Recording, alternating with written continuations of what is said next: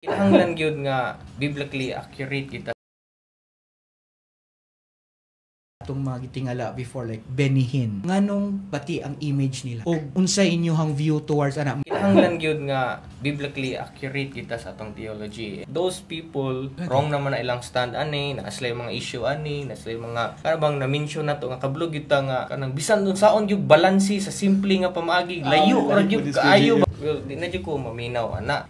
Tudluan ta sa pulong sa Ginoo nga naagyoy proper context and interpretation. Usahay driven sa emotion ng mga interpretation na layo na sa pulong sa Ginoo. Si Pastor Jad gid ani na ingon siya nga kana bitang na-deceive ang tao. Dili gid ka makaingon niya nga puro lies gina siya. Naagyo na ang half truth ba. Ngayon ko pawira ni pero imong paminahon, una mo puy kamaturan pero makita po nimo nga uy sayop gihapon ana ba.